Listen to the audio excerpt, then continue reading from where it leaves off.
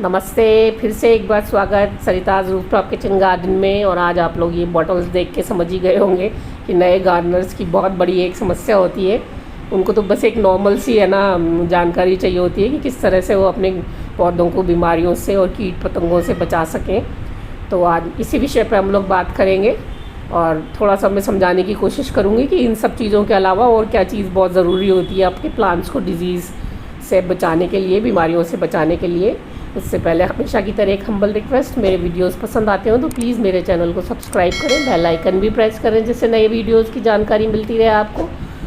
तो ये देखिए, सबसे पहले तो मैं आपको इन जो मैं यूज़ करती हूँ ये सब प्रोडक्ट्स, इनके बारे में थोड़ी सी जानकारी दे दूँ कि नीम ऑयल तो देखो हर किसी को जो ऑर्गेनिक खेती करता है या जो ऑर्गेनिक है ना अपना किचन गार्डन लगाता है ज़रूरी होता है। वो चाहे किसी भी फॉर्म में हो, कुछ मिक्सचर्स के साथ भी मिलते हैं, कुछ है ना नॉर्मल प्योर नीम ऑयल भी मिलते हैं। अब ये जैसे अजापावर है मेरा, इफ़को बाज़ार से मैंने मंगाया हुआ है। ये जो नीम के सीड्स होते हैं उनसे है ना, उनके एक्सट्रैक्ट से बना हुआ होता है, तो ये थोड़ा ज़्यादा इफ़ेक्टिव लगता है मुझे।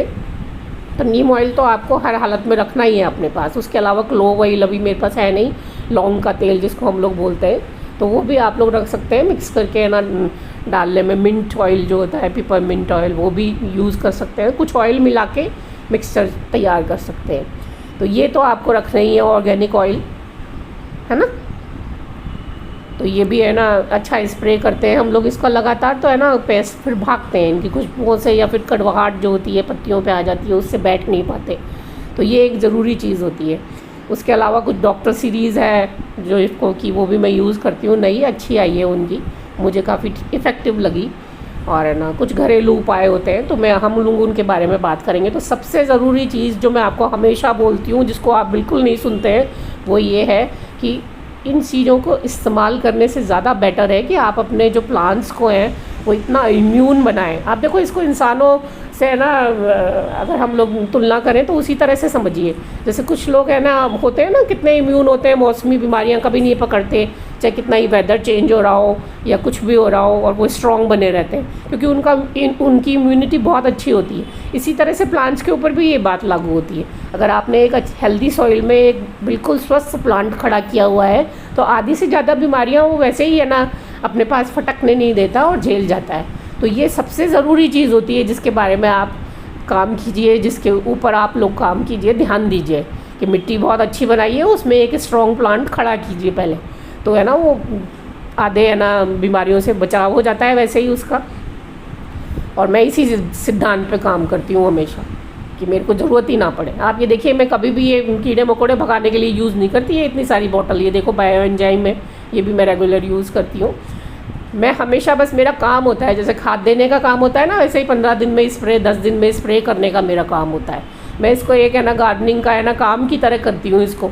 मुझे फ़र्क नहीं पड़ता मेरे यहाँ पे पेस्ट है या नहीं है, कीड़े मकोड़े हैं या नहीं है, वायरस कोई भी बैक्टीरिया जनित रोग है या नहीं है, सॉइल बेस्ड डिजीज़ है या नहीं है, मेरे को बस ये स्प्रे करना होता है। और मैं टाइम टू टाइम चेंज करते हुए इनको स्प्रे करती रहती हूँ अपने प्लांट्स के ऊपर, प्रोटेक्शन के लिए, प्रिवेंशन के लिए।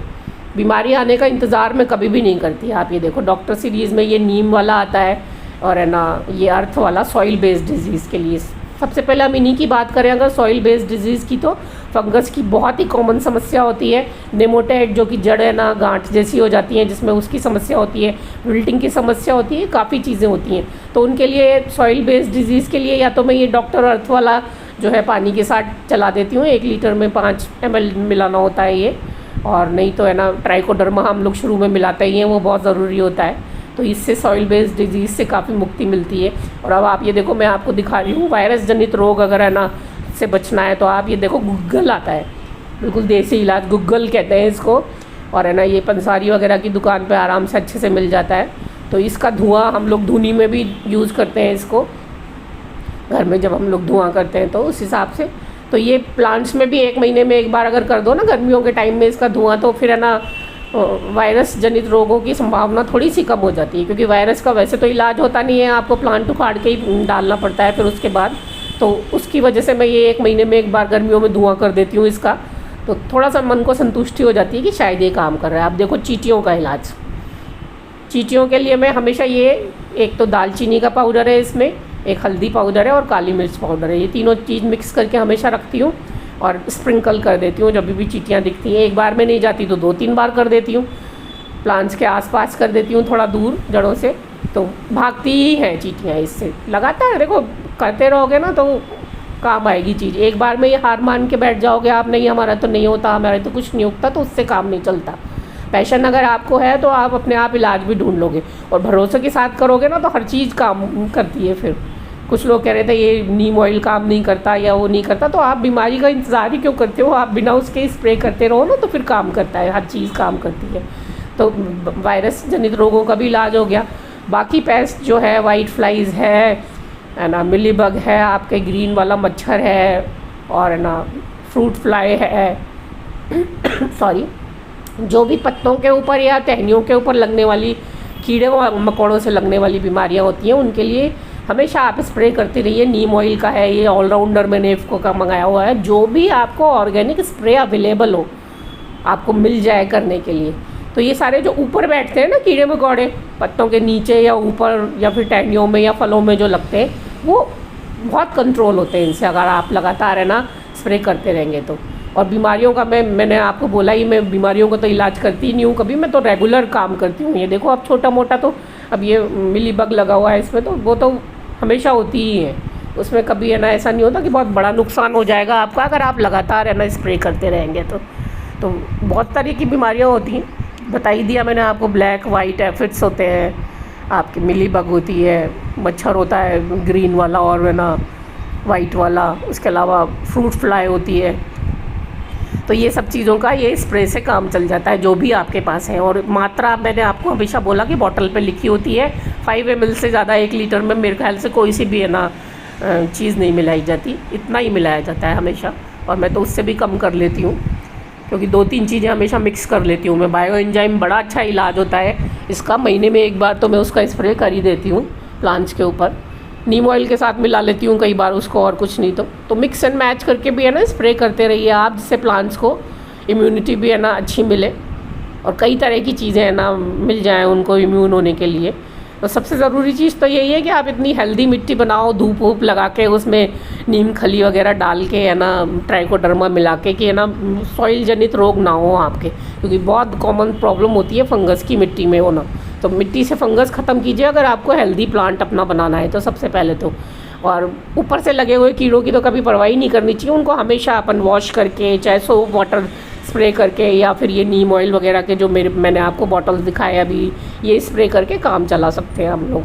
कभी भी है ना उनसे है ना नहीं। तो देखो सॉइल बेस्ड डिजीज़ हो गई, उसके अलावा है ना आपके है ना मिट्टी जनित रोग हो गए, वो तो मैंने बोल दिया आपको।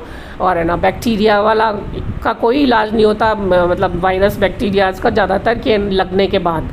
तो पहले से ही अगर उसको प्रिवेंटिव मेथड में आप यूज़ करें, गूगल का जैसे धुआं कर दिया आपने, छाछ जैसे है ना आपने स्प्रे कर दी अपने प्लांट्स पे डाइल्यूट करके, और है ना